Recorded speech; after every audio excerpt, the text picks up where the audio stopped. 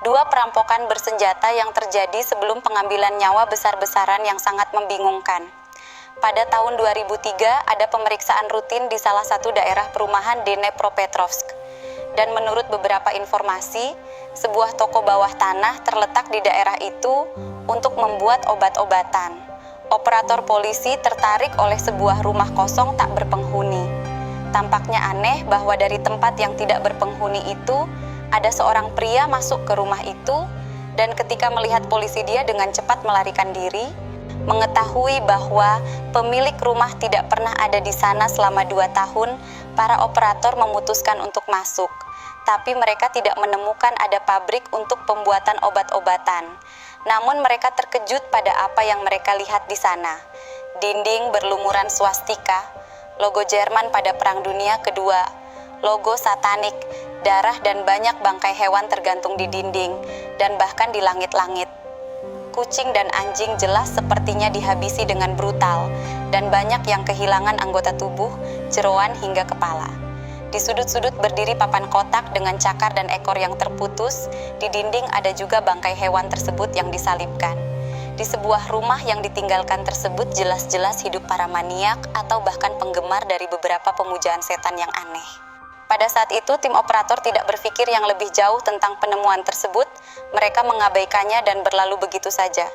Hingga kemudian, pada tahun 2003 itu juga, para orang yang melakukan kekerasan pada hewan di rumah tak berpenghuni tersebut tidak pernah ditemukan. Mereka hilang seolah tanpa jejak. Namun pada tahun 2007, gelombang pembunuhan brutal yang belum pernah terjadi sebelumnya melanda Dnepropetrovsk. Korban dipukul kepalanya dengan benda tumpul logam keras, sepertinya palu. Banyak korban yang kehilangan mata, telinga, dan kerusakan yang parah pada jasad korban. Kemungkinan semua itu dilakukan ketika korban masih hidup. Pada tanggal 25 Juni 2007, polisi Dnipropetrovsk menerima telepon. Di kawasan pemukiman komunar ditemukan mayat seorang wanita muda dan seorang pria. Dua pembunuhan pertama kali yang dilaporkan terjadi pada tanggal 25 Juni 2007. Korban pertama adalah seorang wanita berusia 33 tahun yang bernama Yekaterina Elchenko yang sedang berjalan pulang setelah minum teh di apartemen temannya. Dalam waktu 1 jam setelah pembunuhan pertama, korban berikutnya bernama Roman Tatarevich saat dia tidur di bangku dekat lokasi pembunuhan pertama. Kasus ini sangat mengerikan dan misterius. Kepala Tatarevich dipukul dengan benda tumpul berkali-kali, membuat wajahnya tidak bisa dikenali. Bangku itu terletak di seberang jalan dari kantor kejaksaan setempat. Walaupun kasus ini sangat mengerikan dan misterius, tapi penyelidikan tentang kasus ini masih belum dimaksimalkan. Pada tanggal 1 Juli, ada 2 korban lagi, Yevgenia Grishenko dan Nikolai Serchuk, ditemukan terbunuh di kota terdekat Novomoskovsk. Dan pada malam 6 Juli, 3 orang lagi dibunuh di Dnipro. Yang pertama adalah Egor Nechvoloda, kemudian ada Yelena Shram, seorang penjaga malam berusia 28 tahun, dibunuh di sudut jalan Kosiora. Semua pola yang ditemukan sama persis, dan sepertinya adalah satu pelaku yang sama. Pelaku ini terbilang sangat nekat dan sangat produktif dalam melakukan aksinya. Pada saat ini polisi benar-benar tidak menemukan sedikit motif atas insiden ini. Kemudian pada malam yang sama, seorang wanita bernama Valentina Hanza, dia adalah seorang ibu dari 3 anak, dengan suami yang disabilitas juga ditemukan meninggal dengan cara yang sangat brutal. Keesokan harinya, 7 Juli, 2 remaja laki-laki berusia sekitar 14 tahun dari Pidhorodne, kota terdekat, diserang orang tak dikenal saat mereka pergi memancing. Salah satu dari mereka, Andrei Sidyuk, meninggal. Akan tetapi, semua rentetan kasus di atas adalah permulaan ekstra saja. Karena 12 pembunuhan lagi menyusul, masyarakat seringkali menemukan banyak jasad di pinggir jalan yang sepi pada hari yang sama. 2 korban ditemukan setiap hari dari 14 Juli hingga 16 Juli. Semua korban memiliki luka sangat parah area kepala dan perut. Para korban tampaknya dipilih secara acak, yang memiliki kerentanan terhadap serangan yang tak terlihat kuat melawan, termasuk remaja, orang tua, gelandangan, atau orang di bawah pengaruh alkohol. Sebagian besar korban dihabisi dengan menggunakan benda tumpul, termasuk palu dan palang konstruksi baja. Pukulan sering diarahkan ke wajah mereka, membuat wajah mereka tidak bisa dikenali. Banyak korban juga terpotong beberapa bagian dan pemotongan dilakukan pada saat masih hidup. Beberapa korban kehilangan mata dan telinga saat mereka masih bernyawa. Seorang wanita hamil telah dipotong dan diangkat rahimnya, seolah dijadikan sebagai praktek kelinci percobaan yang terlalu ngawur, dan tidak ada kekerasan lainnya, dan tak ada pelecehan terhadap korban yang dilaporkan. Beberapa korban juga dirampok mulai dari ponsel dan barang berharga lainnya. Beberapa harta benda korban ditemukan di pegadaian toko barang bekas di daerah tersebut. Namun, sebagian besar korban memiliki barang-barang yang dibiarkan utuh tanpa diambil. Hal ini menyimpulkan motif yang tidak ada. Pelaku melakukan aksinya bukan karena uang, bukan karena wanita, dan bukan karena apa-apa lagi. Disinilah detektif menyadari bahwa rentetan kejadian sebelumnya adalah kejadian yang benar-benar mengerikan, dan kota itu telah dihuni oleh serial killer yang sangat mengerikan sepanjang sejarah. Pembunuhan semacam itu terus terjadi mencakup wilayah geografis yang luas. Selain Dnipro, banyak terjadi di daerah terpencil di Oblast Dnipropetrovsk. Mendapati sebuah kota yang dihuni oleh teror seperti ini, tentu kepanikan bukan hanya ada pada masyarakat saja, melainkan polisi dan detektif juga ikut panik berharap pelakunya akan segera terungkap. Satuan tugas dengan cepat dikirim dari Kiev, ibu kota Ukraina, dipimpin oleh penyelidik kriminal utama Vasily Paskalov. Perburuan segera dikembangkan lebih luas untuk mencakup sebagian besar penegak hukum lokal, dan dilaporkan lebih dari 2.000 penyelidik bekerja pada kasus ini. Penyelidikan awalnya dirahasiakan. Polisi tidak ingin pelaku mengetahui bahwa dirinya sedang diburu. Tidak ada informasi resmi tentang pembunuhan yang dirilis. Dan sayangnya penduduk setempat tidak diperingatkan tentang kemungkinan serangan karena polisi menganggap pelakunya telah berbaur dengan penduduk lokal. Jika polisi memperingatkan penduduk, otomatis operasi polisi akan bocor ke pelakunya. Namun, desas-desus tentang serangan itu tetap saja meluas dan membuat sebagian besar penduduk setempat tetap tinggal di rumah, terlebih pada malam hari. Warga mulai ketakutan oleh orang asing, apalagi yang terlihat menyeramkan.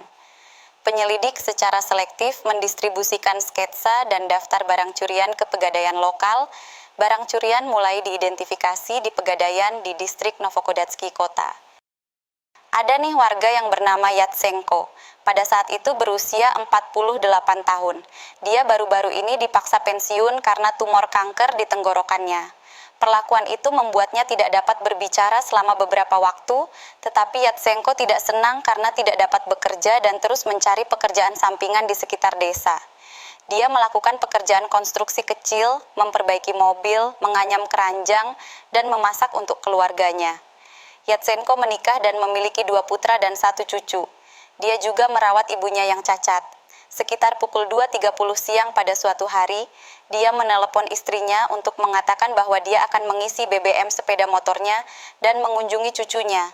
Entah bagaimana caranya berbicara dengan istrinya, mungkin menggunakan pesan teks, karena kondisi tumor kanker di tenggorokannya menyebabkan dia tidak bisa mengeluarkan suara pada saat itu.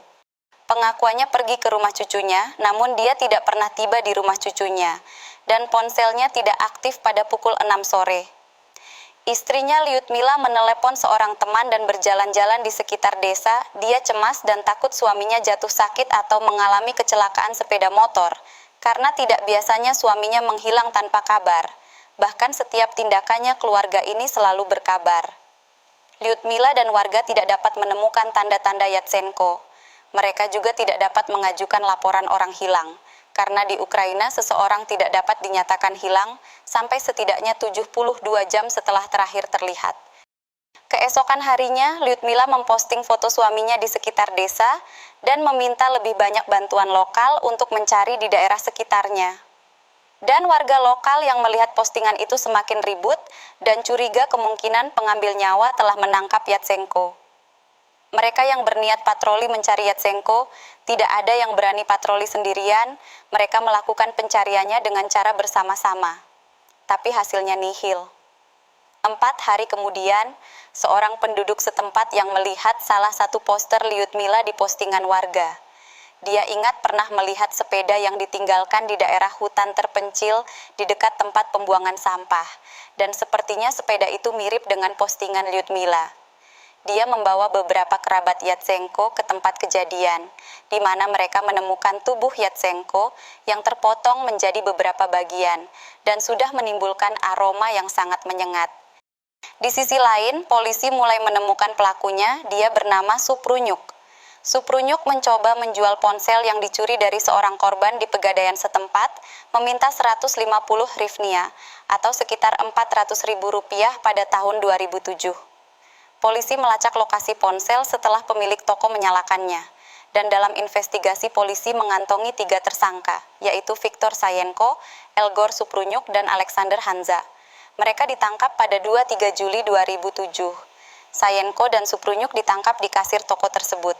Hanza ditangkap di rumahnya. Dia berhasil membuang ponsel dan perhiasan curian lainnya ke toilet. Barang-barang itu ditemukan, tetapi semua informasi dan berkas-berkas penting mengerikan di telepon tersebut hilang. Ketiga, tersangka pernah bersekolah bersama, dan pada usia 14 tahun mereka menemukan beberapa kesamaan. Elgor Suprunyuk sama-sama takut ketinggian, dan mereka takut dibuli, kata Sayenko saat ditanyai. Suprunyuk meminta nasihat untuk menghilangkan ketakutan mereka, yang akhirnya mereka memutuskan untuk berdiri di balkon apartemen lantai 14 selama berjam-jam tergantung di pagar. Ini dilaporkan memiliki efek positif pada ketakutan mereka terhadap ketinggian. Hanza dilaporkan yang paling mudah tersinggung dari ketiganya. Dia memiliki fobia terhadap darah. Suprunyuk menyarankan untuk mengatasi ketakutan itu dengan mengeluarkan darah hewan liar yang mudah ditemui. Mereka mulai menangkap anjing-anjing liar di kawasan hutan dekat rumah mereka, menggantungnya di pohon dan dijadikan seperti kambing kurban, dan mereka juga berfoto di samping hewan tersebut. Bukti penuntutan banyak dari foto-foto yang diambil oleh para tersangka saat mereka masih remaja. Beberapa foto menunjukkan anak laki-laki menggambar swastika dan simbol lainnya dengan darah dan memberi hormat Nazi. Fakta ini membuat warga sangat terkejut, pasalnya warga membayangkan pelakunya adalah orang misterius yang mungkin menyeramkan karena warga melihat korban umumnya orang dewasa, tapi pelakunya justru remaja. Mereka ini telah menyandang gelar pembunuh berantai paling produktif di dunia pada saat itu. Viktor Sayenko dan Elgor Suprunyuk, disebut juga sebagai Dnepropetrovsk Maniacs, secara brutal menghabisi 21 korban dalam waktu kurang dari sebulan dan merekam kejahatan mereka dalam sebuah video, namun banyak yang tidak menyadari perbuatan mengerikan mereka. Viktor Sayenko dan Igor Suprunyuk tampaknya remaja biasa, simpatik, mudah bergaul. Mereka berasal dari keluarga baik-baik. Ayah Suprunyuk adalah pilot pribadi mantan Presiden Ukraina Leonid Kuchma, dan ayah Viktor Sayenko adalah seorang jaksa lokal.